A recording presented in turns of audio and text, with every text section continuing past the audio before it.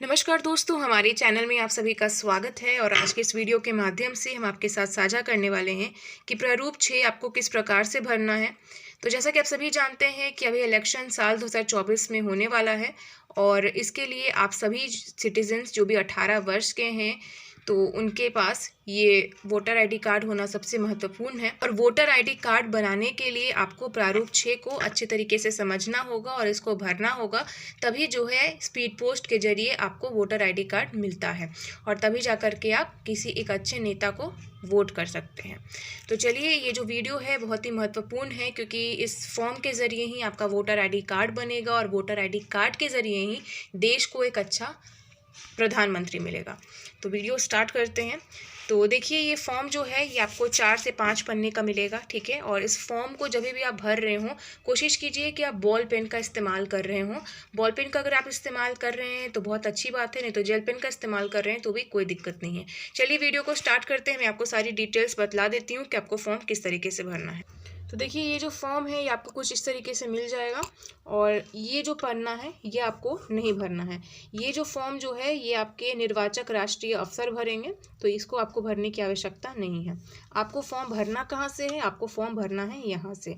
यहाँ पर आपको अपना नाम अपनी राज्य भाषा में लिखना है। जैसे कि अगर आप बिहार और यूपी से बिलोंग करते हैं तो आपको यहाँ पे हिंदी में अपना नाम लिखना होगा, ठीक है। जैसे कि अगर आपका नाम है श्याम तो आप श या म श्याम लिखेंगे। उसके बाद फिर जो भी आपका टाइटल है, सिन्हा, श्रीवास्तव, जो भी है वो आप यहाँ पे लिखेंगे, ठीक है।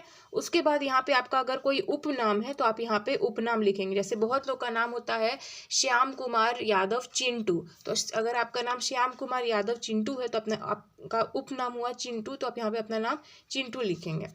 अब आपको यहाँ पे अपना नाम जो है अंग्रेजी में लिखना है और वो भी बड़े अक्षरों में, यानी कि कैपिटल लेटर में आपको इंग्लिश में यहाँ पे अपना नाम मेंशन करना होगा। तो आप यहाँ पे अपने ब्लॉक लेटर्स में इंग्लिश में अपने नाम को लिख देंगे। सभी लोगों को आता होगा ये, ठीक है। उसके बाद यहाँ पे आपको बताया जा रहा है अस्वीकरण। यदि आपका नाम अंग्रेजी में नहीं भरा जा रहा है तो उसका सॉफ्टवेयर द्वारा लिप्यंत किया जाएगा। उसके बाद अगर आप फॉर्म भर रहे हैं तो आपके घर में किसी न किसी एक व्यक्ति का जो है वो वोटर आईडी कार्ड आपके पास होना चाहिए, क्योंकि वही अगर आपके पास होगा तभी आपका ये वोटर आईडी कार्ड बन पाएगा। तो उसके लिए अपने मम्मी का, अपने पापा का या किसी भी बड़े का आपके पास वोटर आईडी कार्ड होना ज़रूरी है। तो अब आपके जो भी नातेदार हैं वो आप यहाँ पे चूज़ कर लेंगे। अगर आपके पिता हैं वो तो अपने पिता का आप ले सकते हैं, माता का ले सकते हैं, अपने पति का ले सकते हैं, पत्नी का ले सकते हैं। और यदि अगर आप अनाथ हैं तो यहाँ पे अनाथ मेंशन करेंगे। तो यहाँ पे अपनी माता का लिखे हैं तो अब हमने यहाँ पे अपनी माता के आगे यहाँ पे टिक कर दिया है। आपने अगर अपने पिता का लिया है तो आपको यहाँ पे अपने पिता के आगे टिक कर देना है, ठीक है। उसके बाद यहाँ पे अपने जो भी आपके नातेदार हैं उनका यहाँ पे आपको पूरा नाम लिखना होगा। जैसे कि मेरी माता का नाम जो है वो हम यहाँ पे एक लेटर में लिखेंगे, फिर दूसरा लेटर, फिर तीसरा लेटर। इस तरीके से आपको यहाँ पे फॉर्म को इस तरीके से भरना है। उसके बाद आपको यहाँ पे खुद का जो मोबाइल नंबर है वो आपको यहाँ पे भरना है। देखिए 10 ब्लॉक लेटर्स आपको यहाँ पे दिया गया है, तो आपको यहाँ पे अपना फ़ोन नंबर यहाँ पे लिख देना है। उसके बाद अगर आपका जो मोबाइल नंबर है वो आपका कभी स्विच ऑफ है या आपका बैलेंस नहीं भराए हैं या कुछ भी रीजन के कारण, तो यहाँ पे एक और आप अपना मोबाइल नंबर दे सकते हैं जो कि घर में यूज़ किया जाता है, जो मतलब हमेशा ही अवेलेबल रहता है। तो या तो आप अपनी माता का नंबर दे सकते हैं या अपने पिता का। तो इस तरीके से आपको यहाँ पे अपना नंबर दे देना है, ठीक है। उसके बाद यहाँ पे आता है बात कि अपना ईमेल आईडी। तो यहाँ पे आपको अपना ईमेल आईडी तो मालूम होगा ही, तो अपना ईमेल आईडी आप यहाँ पे लिख देंगे। ईमेल आईडी यहाँ पे लिखने के बाद आपको यहाँ पे जो है नातेदार का ईमेल खाता लिखना है, ठीक है।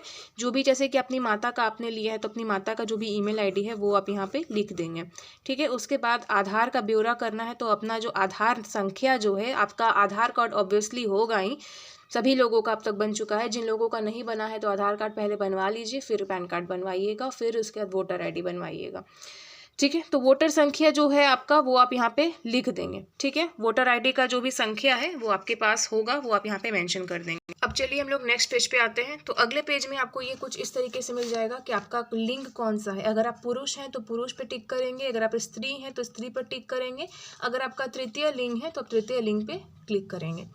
ठीक है। उसके बाद आपको यहाँ पे जो है अपनी जन्म तारीख यहाँ पे लिखनी है। तो यहाँ पे हम लिखेंगे तारीख, मतलब जिस तारीख को आपका जन्म हुआ है। बहुत ही ध्यान से देखिएगा, बहुत लोग इसमें गलती करते हैं। देखिए आपको यहाँ पे अपना तारीख लिखना है, जिस तारीख को आपका जन्म हुआ। जैसे कि आपका जन्म जो है वो 29 नवंबर को हुआ है, तो आप यहाँ पे लिखेंगे 29, ठीक है 29। उसके बाद आपको ऐसे लाइन देना है जो कि यहाँ पे दिया हुआ है नवंबर, तो नवंबर माह 11वां माह होता है, तो 11 लिखेंगे। उसके बाद फिर से डैश देंगे। उसके बाद जो ईयर में आपका जन्म हुआ है, सपोज आपका जो जन्म है वो 2001 में हुआ है, तो हम 2001 यहाँ लिख देंगे। ठीक है, तो इस प्रकार से आपको यहाँ पे डेट मेंशन कर देना है जिस तारीख को आपका जन्म हुआ है। उसके बाद आपको जो है यहाँ पे जन्म तारीख के सबूत में आपको दस्तावेज आप दे सकते हैं। पहला तो है कि सक्षम स्थानीय निकाय, जिसको हम लोग बर्थ सर्टिफिकेट बोलते हैं। दूसरा आप आधार कार्ड दे सकते हैं। तीसरा आप पैन कार्ड दे सकते हैं। चौथा आप चालान दे सकते हैं। पांचवा CBSE का आपका 10th और 12th अगर आपने किया है तो वहाँ पे आपका जो है मैट्रिकुलेशन सर्टिफिकेट होगा, उसमें भी आपका डेट ऑफ बर्थ लिखा हुआ होगा, तो आप चाहे तो वो दे सकते हैं, नहीं तो अपना भारतीय पासपोर्ट अगर आपका होगा तो वो दे सकते हैं।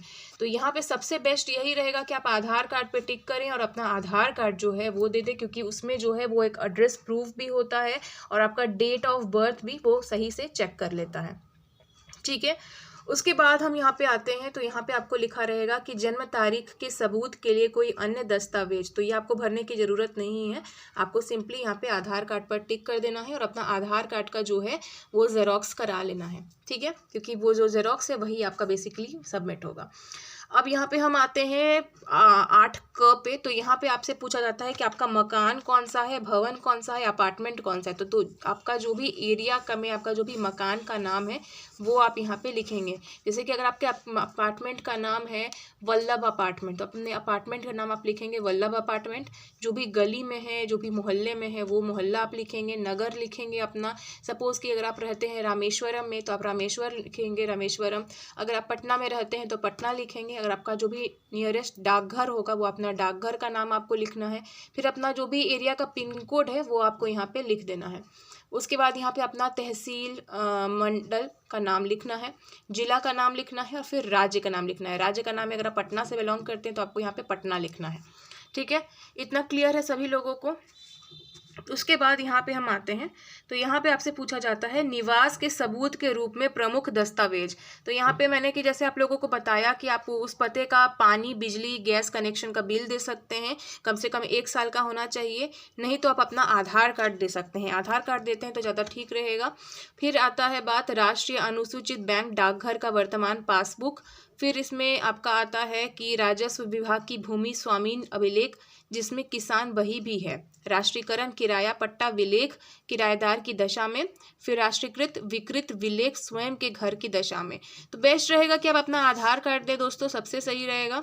उसके बाद बात आता है निवास के सबूत के लिए अन्य दस्तावेज। तो अन्य दस्तावेज उपलब्ध नहीं है, इन्हीं 7 में से आपको कोई एक चूज करना है, तो बेटर यही रहेगा कि आप अपना आधार कार्ड दे दें। अब बात आता है यहाँ पे नेक्स्ट फॉर्म का, तो इसमें आपसे पूछा जाता है कि अगर आपको कोई डिसेबिलिटी है, यानी कि अगर आपको कुछ भी दिव्यांगता है, आपको चलने में प्रॉब्लम है, तो आप पहला नंबर टिक करेंगे। अगर आप विकलांग हैं तो पहला नंबर टिक करेंगे। अगर आपको दृष्टि में दिखाई नहीं देता है तो आप दूसरा नंबर टिक करेंगे। अगर आपको मूक बाधिर है तो आपको तीसरा नंबर टिक करना है। उसके बाद जो परिवार का, जैसे कि हमने अपनी माताजी का वोटर ID कार्ड लिया है, तो अगर आपने अपने पिताजी का या अपनी माताजी का ही आपने लिया है, या अपने पति का लिया है, या अपनी पत्नी का लिया है, किसी का भी लिया है, तो उनका जो है आपको यहाँ पे नाम मेंशन करना है। नाम यहाँ पे आप उनका लिखेंगे, उनके साथ आपका क्या नाता है, क्या रिश्ता है, वो आप यहाँ पे लिखेंगे। उसके बाद उनका जो है निर्वाचित फ़ोटो आपको यहाँ पे लगाना है। ठीक है, उसके बाद अपना जो भी उनका जो भी वोटर ID का जो संख्या होगा वो आपको यहाँ पे लिख देना है। वोटर ID का जो भी संख्या है वो आप यहाँ पे लिख देंगे। उसके बाद घोषणा का नीचे में आपको देखने को मिलेगा, तो घोषणा में आप यहाँ पे देख सकते हैं लिखा है, मैं घोषणा करता हूँ कि मैं अपने सर्वोत्तम ज्ञान और विश्वास के अनुसार मैं भारत का नागरिक हूँ, और जन्म का स्थान है, जो भी आपके जन्म का स्थान है वो आप यहाँ पे लिखेंगे। अपने जिला का नाम, अपने राज्य का नाम, इस तरीके से आपको लिख देना है। मैं निर्वाचित नामावली के सम्मिलित किए जाने की पहली बार आवेदन कर रहा हूँ, और किसी सभा निर्वाचित क्षेत्र के मेरा नाम पहले पहले से ही सम्मिलित नहीं किया गया है, मतलब आपका वोटर ID कार्ड पहले कभी भी नहीं बना है। मेरे पास सबूत के प्रमुख दस्तावेज़ों में से कोई भी दस्तावेज़ नहीं है, अतः मैंने आयु सबूत के समर्थन में दस्तावेज का नाम, यानी कि अगर आपने आधार कार्ड दिया है तो आधार कार्ड लिखेंगे। मुझे ज्ञान है कि इस आवेदन के संबंध में ऐसा उपरोक्त कथन या घोषणा करना जो मिथ्या है और उस मिथ्या होने का मुझे ज्ञान या विश्वास है, या किसी सत्य का मैं विश्वास नहीं करती। लोक प्रतिनिधित्व अधिनियम 1950 की धारा 31 के अधीन कारावास से, जिसकी अवधि 1 वर्ष तक की हो सकेगी, या जुर्माने या दोनों से दंडनीय अपराध होगा। उसके बाद अपना डेट लिखना है, स्थान लिखना है, और अब सबसे इम्पोर्टेंट है अपना सिग्नेचर। तो अगर आप अपना सिग्नेचर नहीं कर सकते हो, अगर आप डिसेबल हो या आपको लिखना नहीं आता है, तो अपने बाएं हाथ का जो अंगूठा है इस तरीके से आपको यहाँ पे प्रेस करना है। तो दोस्तों, मुझे उम्मीद है कि आपको आज की वीडियो पसंद आई होगी, और अगर आपको आज की वीडियो पसंद आई हो तो लाइक शेयर सब्सक्राइब ज़रूर करें।